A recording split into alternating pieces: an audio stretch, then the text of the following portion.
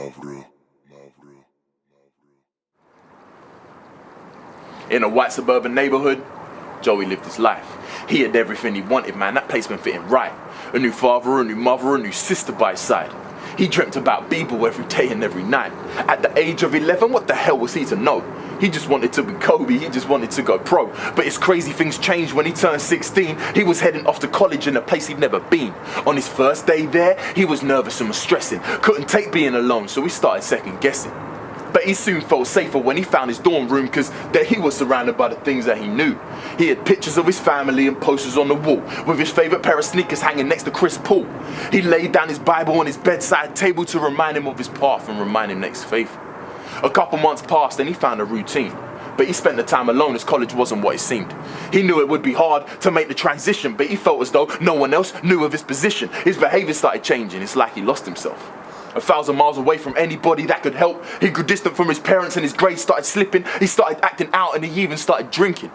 No one that was around him understood why this had happened. They assumed it was his hormones or his motivation flattened. He was the type of person who had always fitted in, but we came to know a group of guys who tried to clip his wings. Well, this explained a lot because he wouldn't let it show. He would rather take the pain than let anybody know. He was only 5'5" and they knew he couldn't fight, so they used to beat him daily all because he wasn't white. What an ordeal for a kid of that age. They drove him so insane, left him in a damn cage. They used to wait till it was dark and Joey was alone. Then they broke his bones and bruised his skull and let him walk home. This continued for a while. He was almost 18. He tried to show his parents, but his parents wouldn't see. They became ignorant and didn't want to know because they saw him as an income. He was grown, they let him go. When Joey realized this, it just broke him down to tears. Abandonment. This is something every child fears. But to Joey, he was used to this. All his life he dealt with this. From foster home to foster home when not one person gave a shit. He found himself released one day at 5:15. After class, he hit the record store and bought a CD. The album he was drawn to was Black and Green. DMX, the Great Depression, taught him things he couldn't believe. He started living life influenced off what he heard. He created this persona off of what he learned. He started acting tough, but he knew he needed protection, so when that time came, he showed them guys his weapon. He did all of this just to hide his insecurity. He thought that with a gang behind him, it would show maturity. So on the same night, he got changed and rode his bike to the east side of town to show the homies what he's like. He approached the crew with caution. They made a circle around him, but he knew what to expect. At 5'5", they knew he'd doubt him. They got up in his face. They smelled of weed and alcohol. They put a gun towards his head and asked him, "What you want, bro?" Joey just replied, "I want the money, power, and the hoes." The guy just started laughing. Damn, this kid can run his mouth, yo. There was an awkward silence. The homie pulled a knife, put it up to Joey's throat and told him he could ride. With his newfound friends, Joey started losing sight of the reason why he rode his bike to the east side on that night.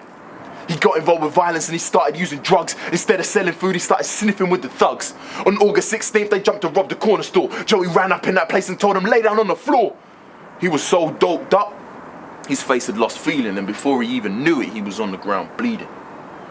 The homies he was with didn't know what they should do. At that very moment, they forgot about the crew. They just saw him laying there, so stiff and numb, and rather than help them, cowards chose to run. But thankfully, by the grace of God, he was alive. The doctors found so much coke they thought it was suicide. When Joey regained consciousness, he had a small epiphany. He wanted to head home because he viewed the world differently. He packed all his belongings, made his way towards the train. The first time in months, little Joey felt sane, till he was looking for his phone, which he thought was in his bag, and instead he pulled out a gram of coke, which he had. He stared at the powder and he tried to resist. But the more that he stared, the more he couldn't dismiss the need to have a hit, so guess what? He sniffed. Then he arrived at his parents' house high and they were pissed. But after that high, he had his hardest come down. It was 12 o'clock at night and Joey couldn't hear a sound. He walked to his parents' bedroom, blow, blow, blow. 3 bullets, 3 people. Joey's all alone now.